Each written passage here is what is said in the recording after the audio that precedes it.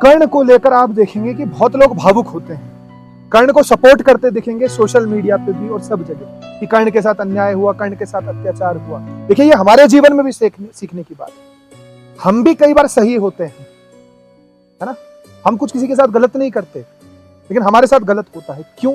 हमें देख लेना चाहिए कि हम किसके रथ में बैठे, हम किस ओर से युद्ध लड़ रहे हैं। जब द्रौपदी का चीरहरण हो रहा था उस समय कर्ण के मन में क्या विचार चल रहा था वो पता है किसी को? ले चलता हूं द्वापर के अंदर और कर्ण के मन के भीतर ले चलता हूं कि द्रौपदी का चीरहरण हो रहा है, दुशासन द्रौपदी की साड़ी खींच रहा है।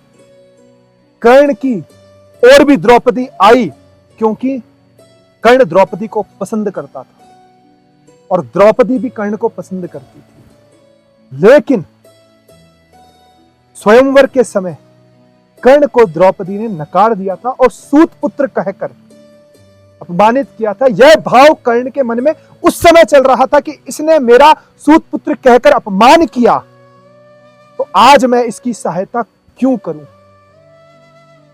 यहां स्वार्थी हो गया कर्ण। उसने अपने मान सम्मान की परवाह की, ना कि उसके सामने एक अबला नारी के ऊपर अत्याचार हो रहा था।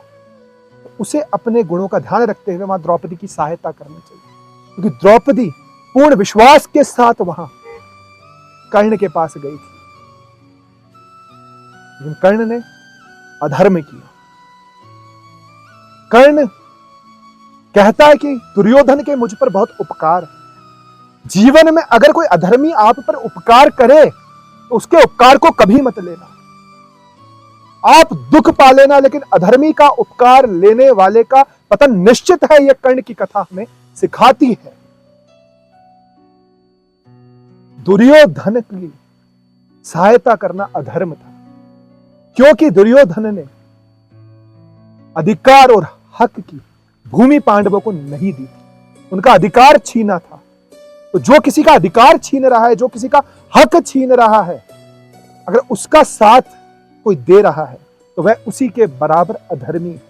हम भी जीवन में कई बार इस प्रकार के संकट में फंस जाते हैं कि किसी गलत व्यक्ति का, किसी अधर्मी का हम उपकार ले लेते हैं, सहयोग ले लेते हैं और उस उपकार के नीचे हम दब जाते हैं, उस सहयोग के नीचे हम दब जाते हैं, तो वह कर्म हमारा भी विनाश कर रहा है।